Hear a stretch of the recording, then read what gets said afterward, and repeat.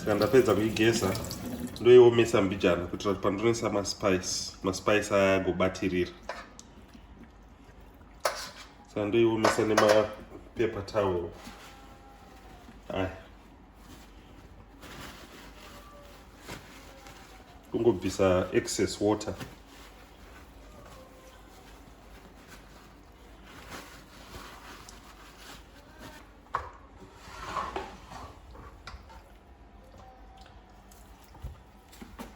Then ndoicheka nepakati apa kuti ivhurike.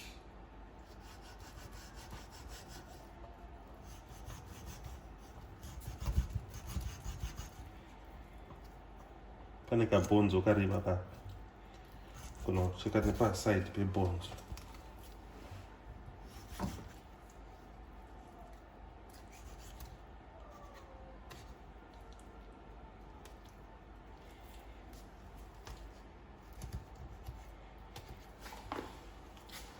Then ndoita the same kumusoro uko.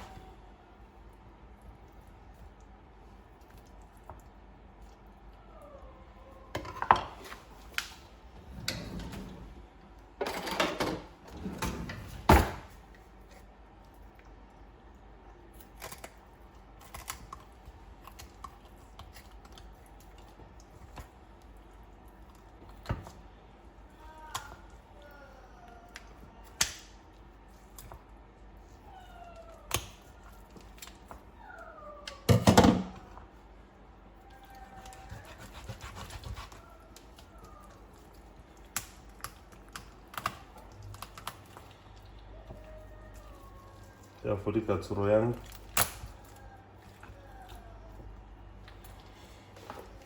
Right, yavhurika kudai ndotora maspice angu ndotanga kuisa.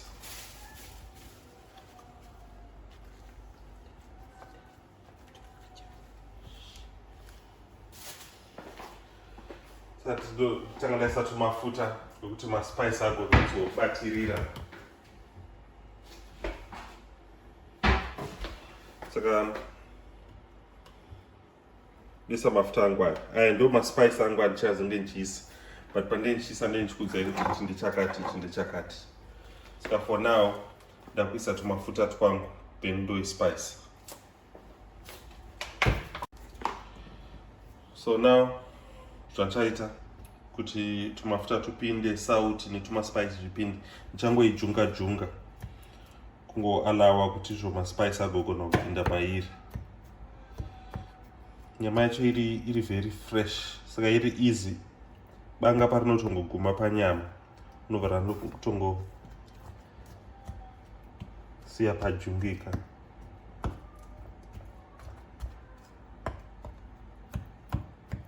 Chaita slow cook pabarbecue, chiita mbijana mbijana. Yeah,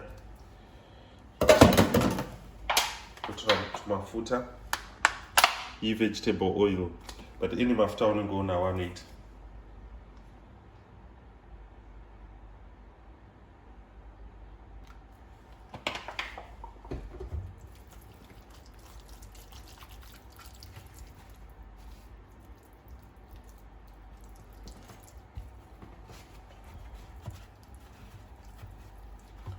Then chaispice uku, then ndoitenesa ndoispice futi the other side.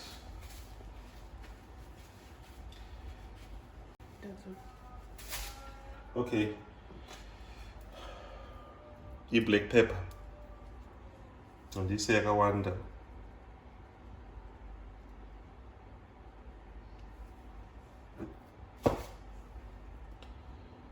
curry powder Jamaican, any curry powder yaunayo zvichienderana netaste yaunongochida.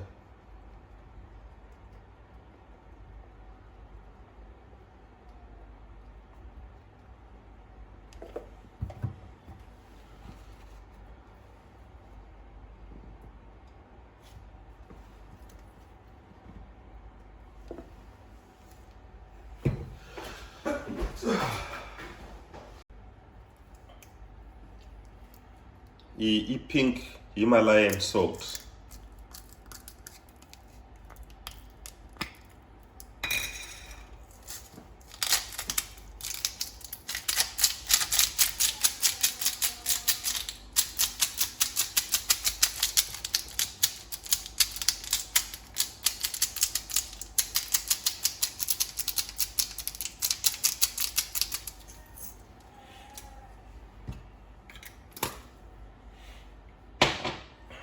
jack seasoning.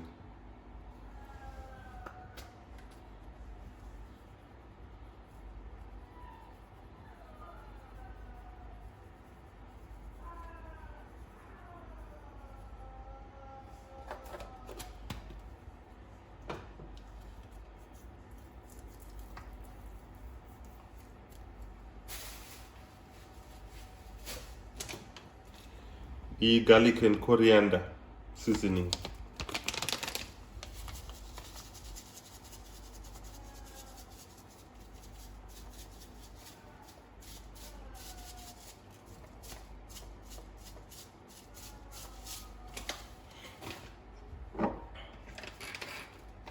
Then Maggi liquid.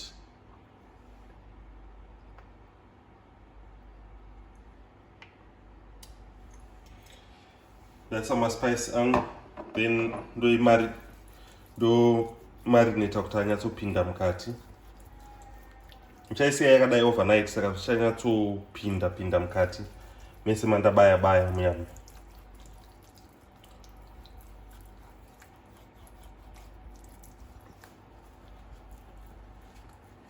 So jack seasoning yese, Maggi, salt, curry, garlic and coriander zvese zviri kupinda mukati. Saka muchaita the same rimwe side. Ndakuipirigura ndoimarinate the other side. So ndapedza kumarinate the other side as well. Saka this is it for today. I'm just taking this, putting it in a plastic bag, putting it in this plate. Then yorara ichimarinate. Tomorrow then we continue. Otherwise this is it for today. It's marinated. Mangwana toi continue. Saka guys, tsuro yedu iya yandakamarinata nezuro. This is the day after. Iyi tsuro yacho iyi.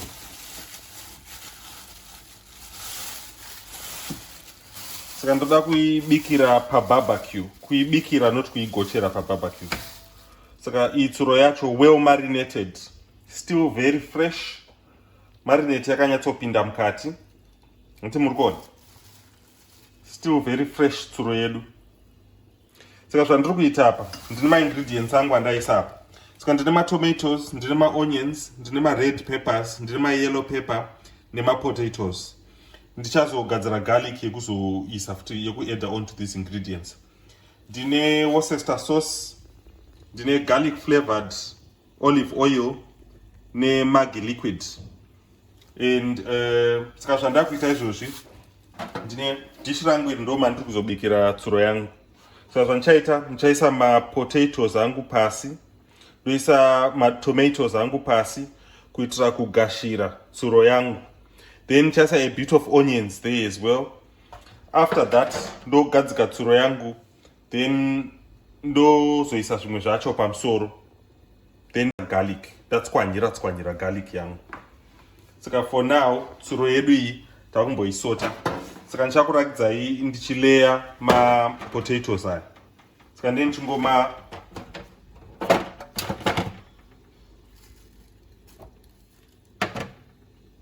ndichingomaleya so. Apa kungoitira kuti tsuro yangu isave iri pasi chaipo. Inenge yakangogamwa nema-potatoes, nema-onion, nematomatisi, zvakangodaro. Ende zvinoipa moisture. Ibve iri moist, isaite very dry. Then to ma-onions, iflavor kaese yandiri kuisa. Iflavor dzega idzodzi.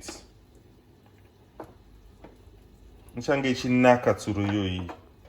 Tsuro yekulanda. Ndongowedzera tumwe tuma-onion.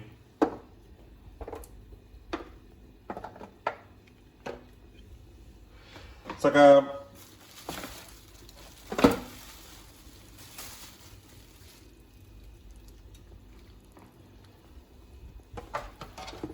ndimukona zvandaita. Tsuro yangu yagara mudish. Positionawo mushe. Unoona kuti yakaparikira mushe. Apa ndakungopozitiona ma-vegetables aya. Ma-potatoes, ma-tomatoes, kuti aende pasi payo. then ndoisa zvimwe zvacho pamusoro. I'll just wash my hands first. Saka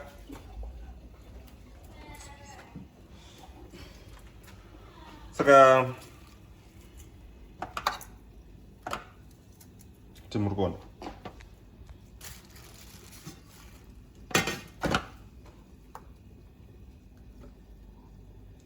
Just try and spread them evenly if you can. If not, haina hari unogona kuzongopositiona, because once zvakuita unenge une imwe chance yekuposition. But zvakuda kunoita unogona kungowedzerawo tuma onion twaunoziva kuti uda kuti tukuzokanda kaflavor kekupedzesera.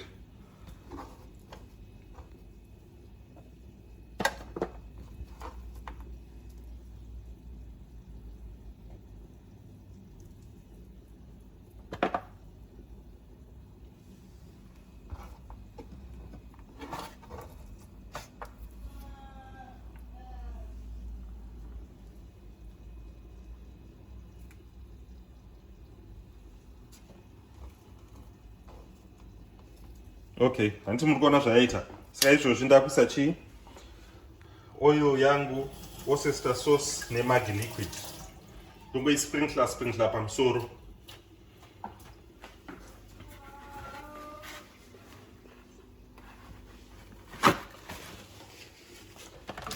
Then ndicha sprinkler a bit of lemon juice as well. Bring out flavor yakanyatsoita. And in most cases, any nyama yaunobika, well, not any, most nyama dzaunobika ukangoisawo ka lemon juice kanongoita kuti maflavors acho ave angoita even out. Saka first ndichatanga ndaisa lemon first.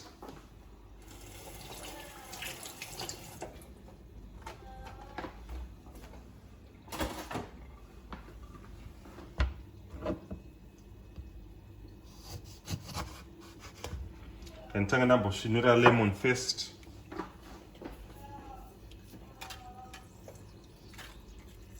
Nditi muri kuona mazi lemon juice aya achienda pamaveji, achienda panyama.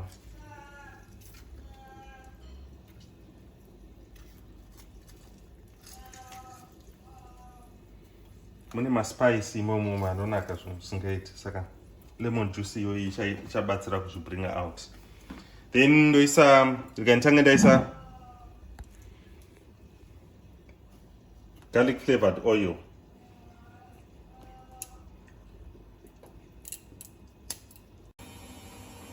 Hi guys, saka tsuro yedu taitora kubva pabarbecue. Takuda kuedza mapotatoes. Ngatikuvhurire mumboona kuti yapapi for now.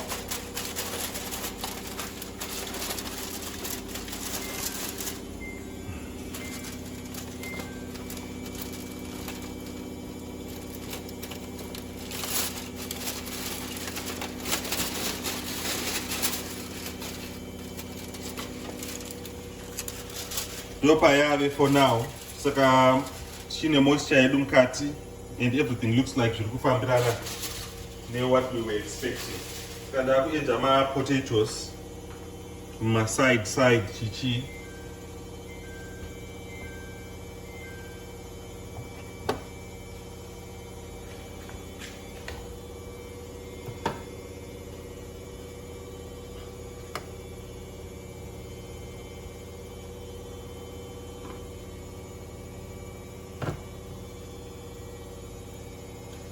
Then ndine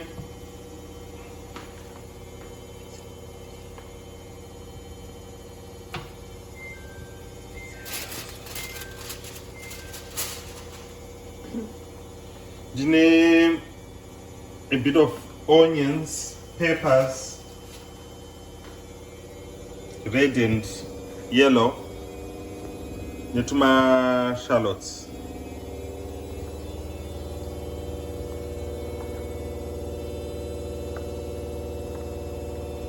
Kuzvisa pamusoro pema-onion, pamusoro pema-potatoes, pema-tomatoes, all over.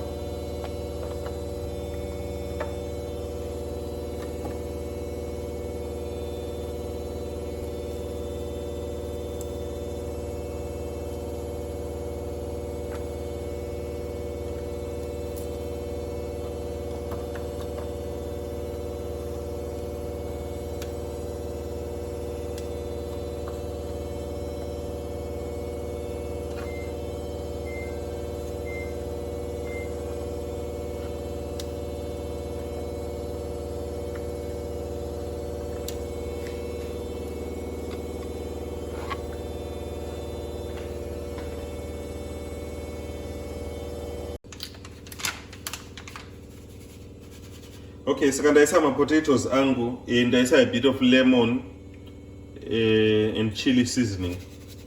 Just a bit.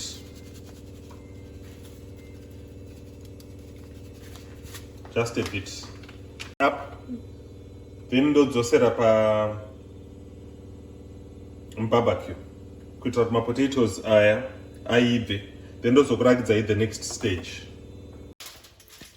So that's it for now. Ndakunodzosera pa barbecue. Ndakungoivhara kuti enough moisture. It looks really delicious. Tsuro iyoyi. It's been a long time ndadya tsuro, saka it's good that it's coming up this way. Tsuro yeku London. Okay, we'll see you back again soon. Don't forget to like the video, share, subscribe, comment.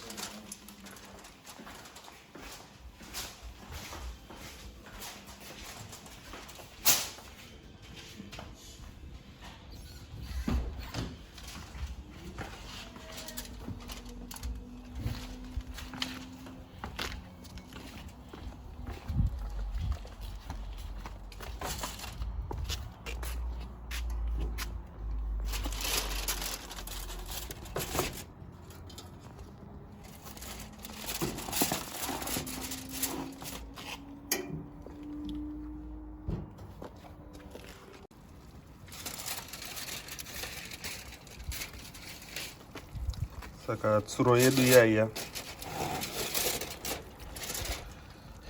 inenge yapedo kuita kana kuti yatoita. Kuti muri kuona iyo irumo iyo.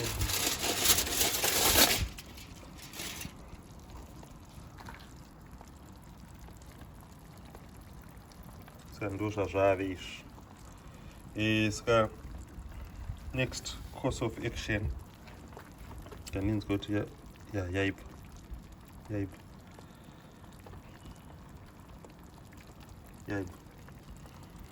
Okay, saka zvandakuda kuiita ndakuda kuibuditsa kubva matiri kuibikira pamutray iyi, then ndongoi braya side iri neside iri, then tatopedza. Saka ndo the next move, kuibuditsa umu, then ndongoi braya, then tatopedza.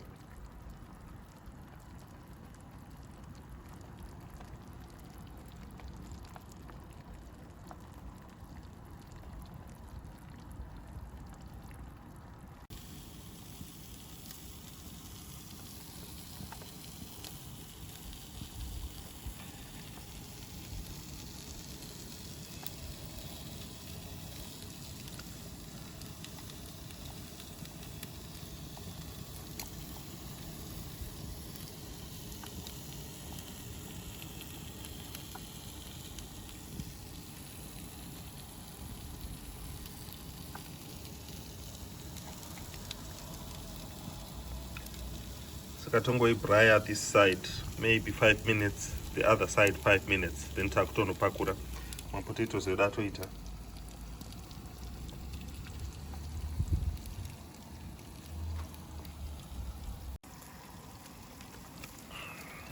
Saka ndo patasvika apa. Ndazongoisa tumadomasi necoriander pamusoro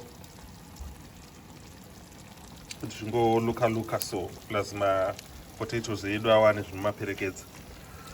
Saka tine matomatoes, mapotatoes, maonions, mapeppers, coriander nemaspices aya. Tsuro yedu yaibva, tiri kuziva kuti yapinda flavor because tanga tatanga tamboibikira imomo mune maflavor, apa takungoipaka last roast. Otherwise yatobo changosara kudish, but otherwise iyi tsuro inenge ichinaka. Muri kuiona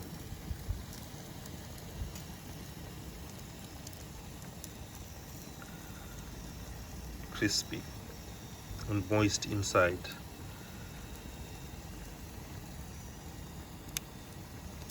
Inenge ichinaka tsuro iyoyi, zvimwe zvisingatomboiti. Tsuro yedu yeku London. Right, dinner will be served in the next 5 minutes.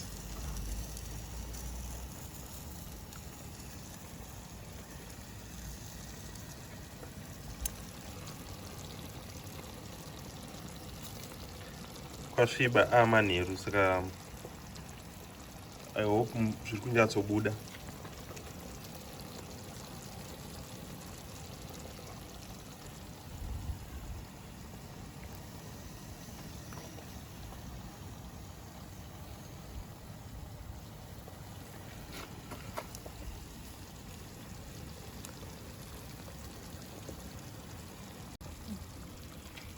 Saka takutora tsuro yedu toidzosera mudhishi redu.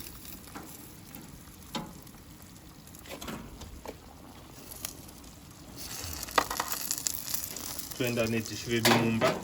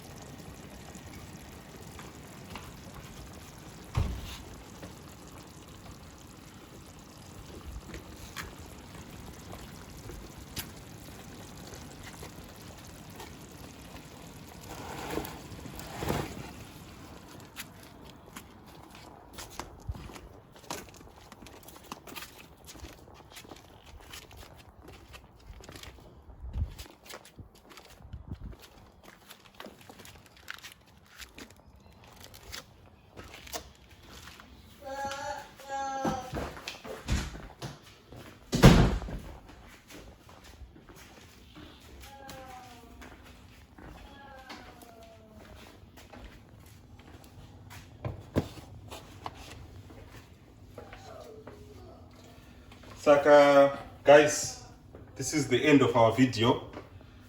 Tsuro Yeku London yasvika pa final destination.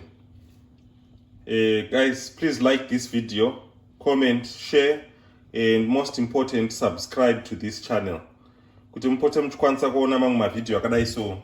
Chazenge tichingoita zvakangosiyana siyana, kubika ma dishes akasiyana siyana, nekungoita a lot of different things sezvatinongoita pa channel here. My visits, my travels, cooking, and anything else. Zvese zvinenge zvatinenge tangofunga. Channel inonzi ZveseZvese. Please support it. Thank you guys for watching. Muri kuona kamukati muri nice and moist. This is full of flavor. Because tatanga taibikira muma spice, muma vegetables. My potatoes are actual animal spice. This is going to be a delicious dish. Tsuro yedu ya right, takutoidisha. Thank you for watching this video, guys. Bye. So guys, katsuro kedu kai complete.